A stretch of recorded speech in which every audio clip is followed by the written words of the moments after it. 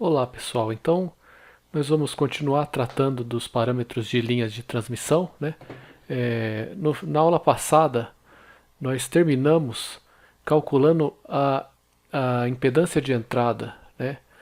No começo de uma linha de transmissão a uma distância L da carga, então L aparece aqui, né? K é a constante de propagação, ZL é a impedância da carga, Z0 é a impedância característica da linha de transmissão. Então nós obtivemos aqui esse resultado que é bem importante, né? Impedância é uma distância L da carga, ou se o comprimento da linha for L na entrada da linha, ela é igual a Z0 vezes tudo isso que está no denominador, ZL mais JZ0 tangente de KL. Né? Normalmente se a linha for sem perdas, esse K vai ser igual ao beta, então você tem tangente de beta L, sobre Z0 mais JZL tangente de beta L. Né? Note que o ZL e o Z0 trocam de papel no denominador com relação ao que ele tem, ao papel que eles têm no numerador, né? Mas essa equação então te permite calcular a impedância, né? É uma distância L da carga ZL, ok? Então nós vamos continuar na aula de hoje olhando para um caso de importância, né? Ou dois casos de importância na verdade, que é uma linha de transmissão terminada em curto, né?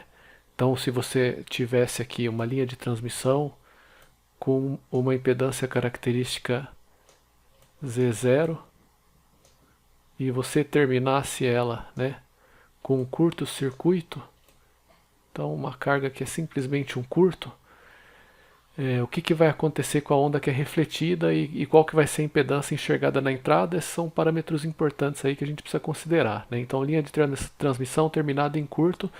Bom, se está em curto, a impedância é zero. Né? Vamos lembrar aí que impedância, tensão sobre corrente, né? Se está em curto, a diferença de potencial entre esse ponto aqui em cima e esse ponto aqui embaixo é zero, então V sobre I vai dar zero se V é zero. Né?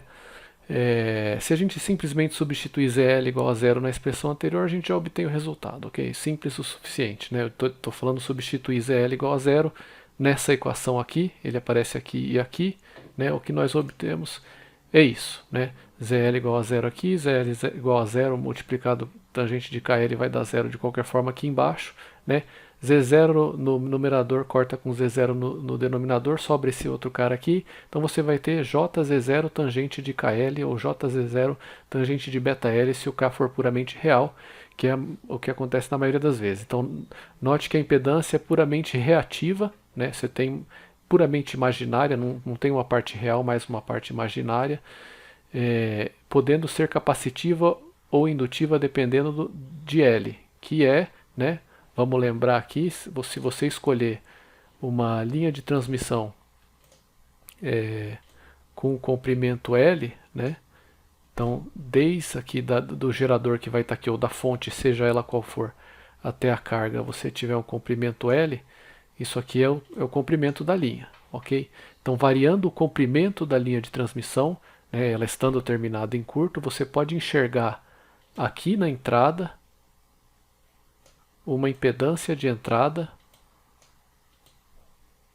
que vai depender do comprimento da linha com essa função aqui, e a gente já vai ver o gráfico disso, mas ela pode ser puramente imaginária com qualquer valor, né? Desde menos infinito até infinito, ok? Então, capacitiva ou indutiva com qualquer valor, variando numa faixa contínua conforme você varia o L. Agora, se a gente olhar a linha de transmissão terminada em aberta, né, o que a gente vai ter, bom, aberto corresponde a uma impedância infinita, né? Então, de novo, uma linha de transmissão com impedância característica Z0, agora terminada em aberto. Então, o que vai ser enxergado é uma impedância infinita, né? Aqui na saída, a corrente que passa é zero, então impedância infinita. E aí, se a gente substituir, né, ZL por infinito aqui nessa expressão, o que a rigor o que você teria que fazer é aplicar L'Hopital, tomar o limite de ZL tendendo a infinito, então você pode derivar isso aqui e tal, e você vai ver que o que vai acabar restando vai ser isso daqui. Tá? Essa tangente que está no denominador aqui vai virar uma cotangente menos JZ0 cotangente de KL. Tá?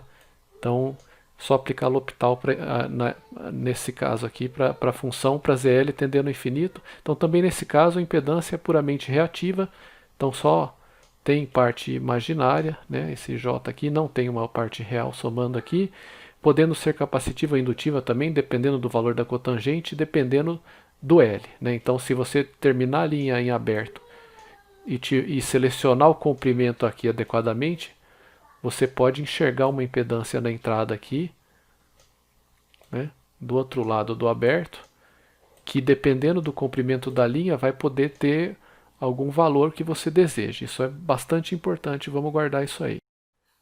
Então se a gente plotar, né, fizer um gráfico dessas duas impedâncias, né, para o curto-circuito, a linha terminada num curto-circuito e a linha terminada num circuito aberto, em função do comprimento da linha, a gente vai obter esses dois caras aqui. Na verdade, isso aqui está o eixo X aqui, né?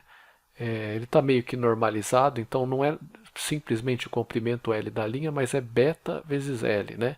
Nesse caso aqui a gente está considerando o quê, né? Que a linha é sem perdas, então o K é igual ao beta. Então considera que esse cara aqui é o K, tá? E que se trata de uma linha sem perdas. Então no eixo X aqui você vê beta L ou KL, né? Para o K igual a beta. Então o que a gente pode ver aqui, esse aqui seria o Z0 tangente de beta L ou tangente de KL, né?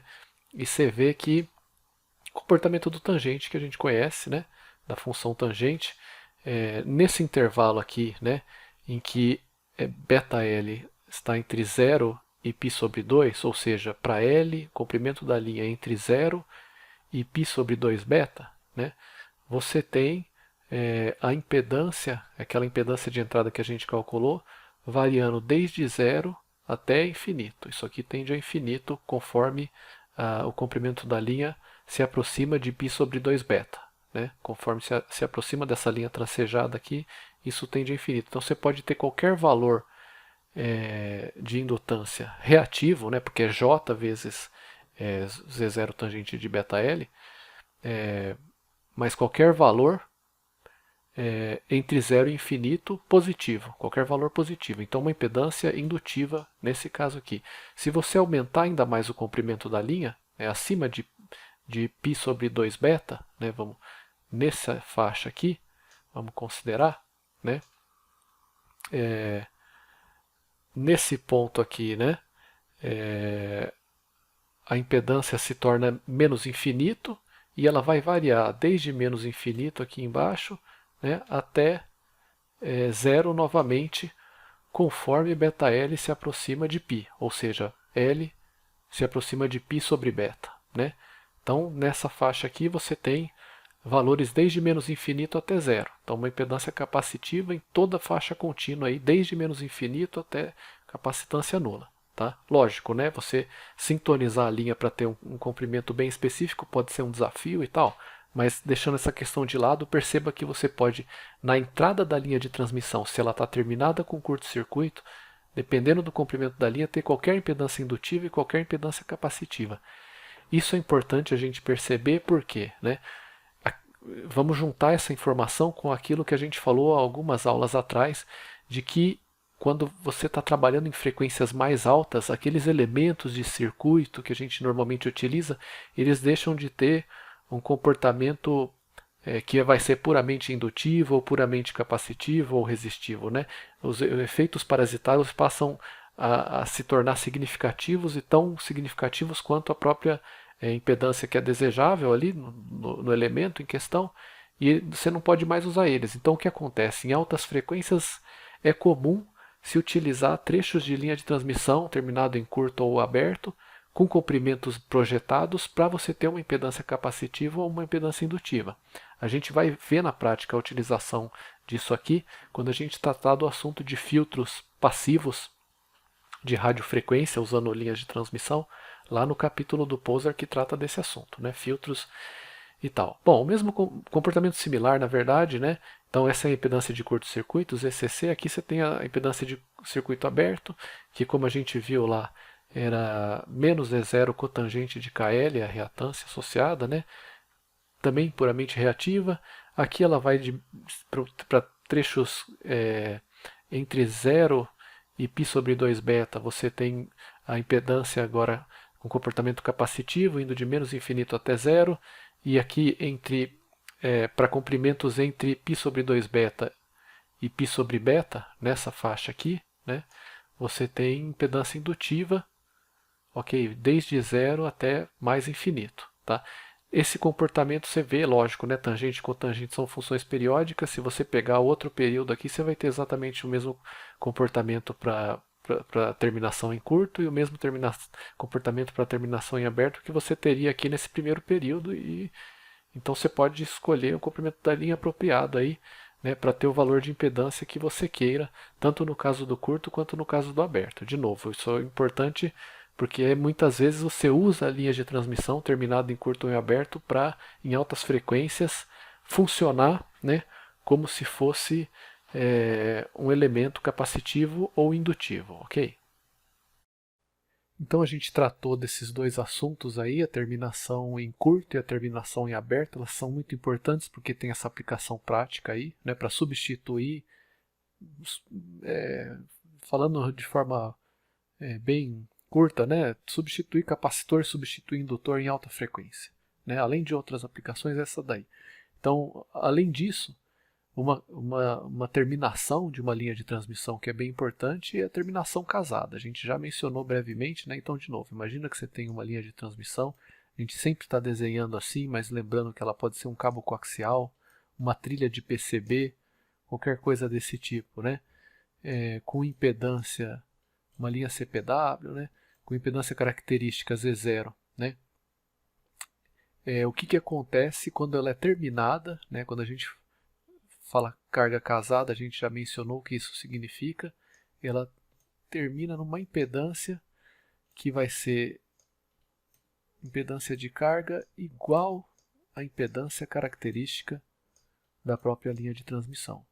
Valor típico, né, a gente sabe que é 50 ohms. Linhas de você vê cabo coaxial aí, corriqueiramente tendo impedância característica de 50 ohms, às vezes 75 ohms.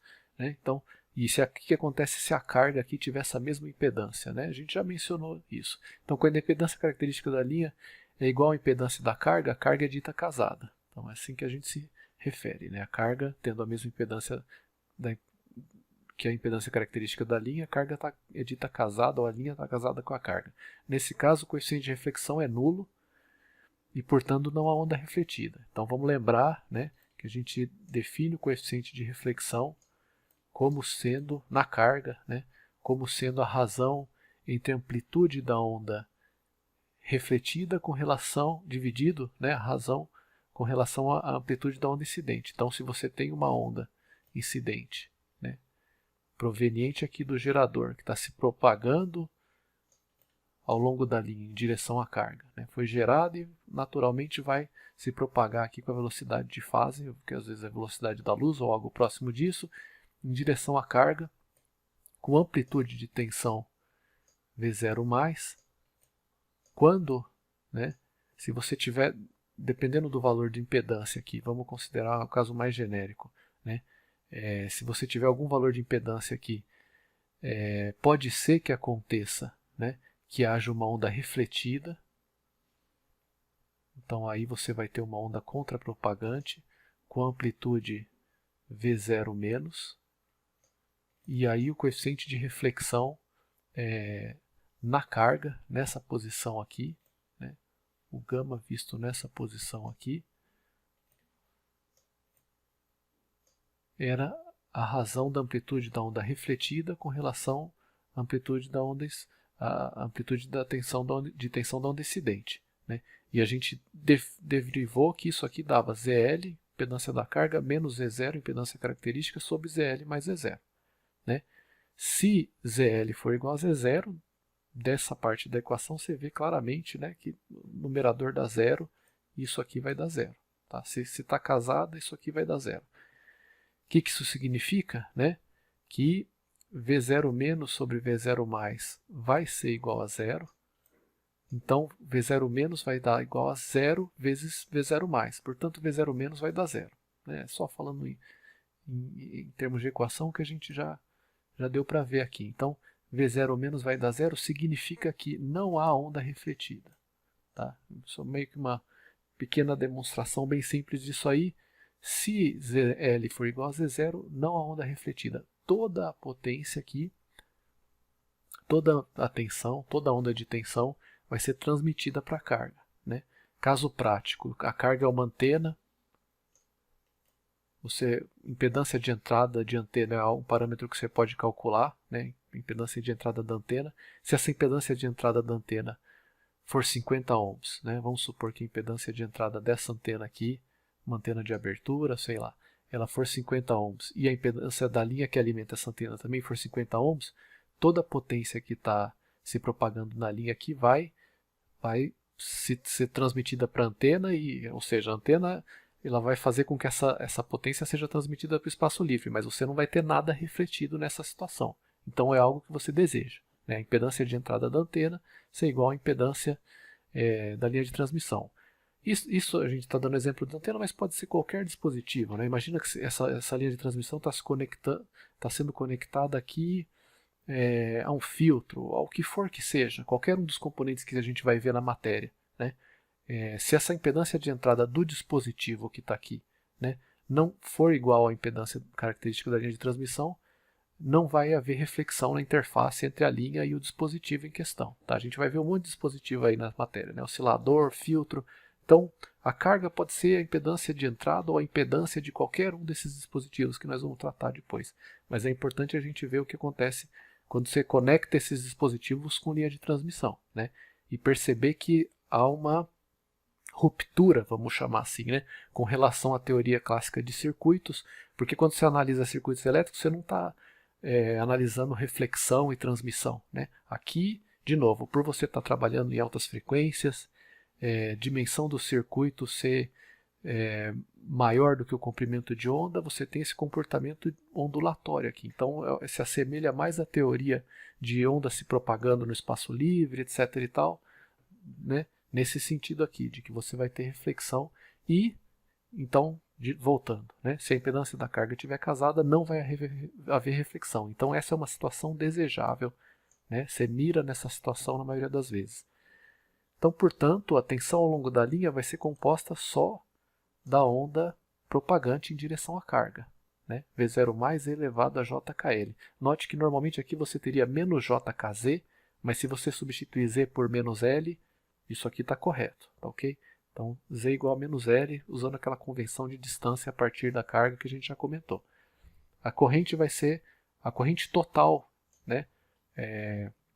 Na posição L ao longo da linha vai ser V0 mais sobre Z0 e elevado a JKL, né? E elevado a JKL. Então você tem onda de tensão e onda de corrente se propagando em direção à carga e não tem onda refletida, não tem onda se propagando em direção ao gerador que estaria aqui do lado esquerdo. Né? Só onda de tensão e corrente se propagando em direção à carga que está aqui do lado direito. Ou no sentido positivo, lembrando que a gente orienta o eixo Z em direção à carga aqui. Tá? Então, isso, quando a carga estiver casada, né, toda a potência é transferida para a carga e nenhuma potência é refletida, ou toda a amplitude da onda de tensão vai se propagar, né, toda a onda de tensão vai se propagar em direção à carga e você não vai ter onda de tensão refletida. Então, né, como a gente já viu, quando ZL igual a Z0, né, se ZL igual a Z0, a carga está casada e você toda a onda que é gerada aqui acoplada na linha, ela vai se propagar em direção à carga e nada vai ser refletido. Por outro lado, se isso não acontecer, né, quando ZL é diferente de Z0, a onda de tensão se propagando na direção do gerador não é nula. Você vai ter uma reflexão aqui, né? Vamos representar aqui. Parte da onda que está incidindo aqui vai ser refletida e voltar para cá, uma outra parte vai ser transmitida para a carga mesmo, né? Então V0 menos, isso aqui era para ser um diferente, né? Diferente de zero, tá? Vai ter uma amplitude de onda da onda de tensão regressiva ou se propagando em direção de volta para o gerador. Portanto, a onda refletida aqui em conjunto com a incidente forma uma onda estacionária da linha de transmissão. A gente mencionou lá atrás, né? Se você tem na mesma região do espaço aqui, isso vai acontecer dentro da linha de transmissão, né? Dentro do cabo coaxial e tal.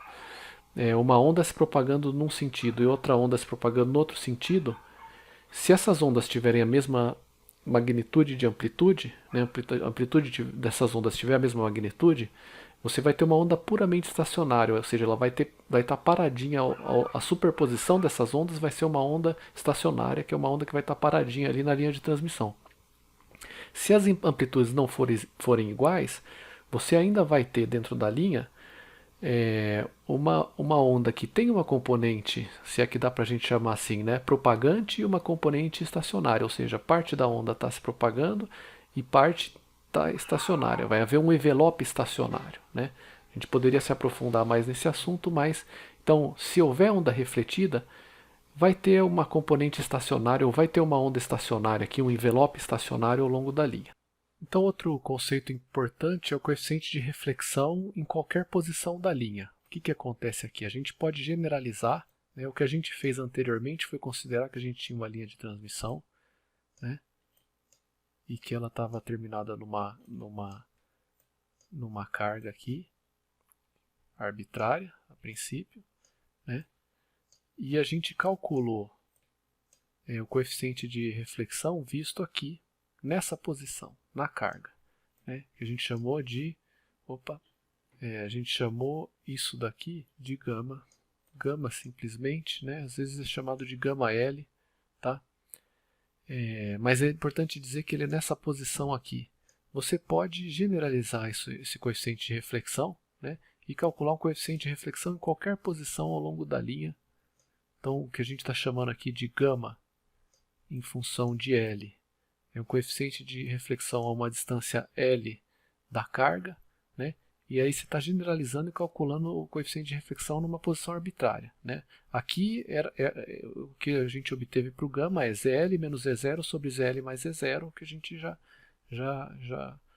calculou anteriormente, mas a gente pode generalizar isso. Então, em qualquer posição ao longo da linha, o coeficiente de reflexão de tensão é a razão entre as amplitudes da onda de tensão incidente e refletida, né? Da mesma forma, aqui ele era V0 menos sobre V0 mais, nessa posição aqui você tem que dividir a amplitude da onda de tensão contra-propagante, ou se propagando em direção ao gerador, pela onda de tensão incidente, que é a onda se propagando em direção à carga.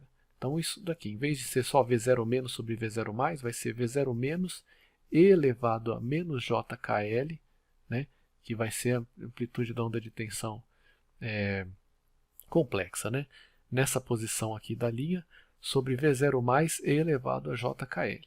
Né, tá? Então vai ficar dessa forma aqui, e você pode simplificar, né, V0 menos sobre V0 mais, esse cara aqui é o próprio gama, que é ZL menos Z0 sobre ZL mais Z0, e E elevado a menos JKL dividido por E elevado a JKL dá E elevado a menos J 2KL. Tá? Então é o que está expresso aqui. Tá? Você poderia escrever isso aqui simplesmente chamando esse cara aqui de gama L, gama na carga, ou gama, né? O gama constante. Gama que não é função da posição L. Então, sobre a carga, né? Na posição da carga em L igual a zero, a gente vai ter que o gama de L igual a zero vai ser o próprio gama L, né? Porque se você fizer zero no numerador aqui, o gama de zero é esse cara aqui, isso aqui vai dar gama L. Né? Então a gente poderia chamar, só para distinguir isso aqui de gama L, coeficiente de reflexão na carga, e o gama em função de L, ou a uma distância L da carga, na verdade, né? Vai ser dado por gama na carga, gama L, vezes E elevado a menos J 2KL. Então, para uma linha sem perdas, é importante observar que o coeficiente de reflexão tem módulo constante em qualquer ponto da linha. O módulo desse cara aqui, porque isso aqui só vai introduzir uma fase, o módulo vai ser o módulo do gama L de qualquer forma, sendo a fase a única coisa que varia em uma linha de transmissão sem perdas, logicamente. Né? Se tiver perdas, isso vai mudar de história. Então, basicamente isso aqui, tá? Essa expressão aqui, né? Gama L E elevado a menos J 2KL te dá o coeficiente de reflexão numa posição arbitrária a uma distância L aqui da carga, perfeito? Então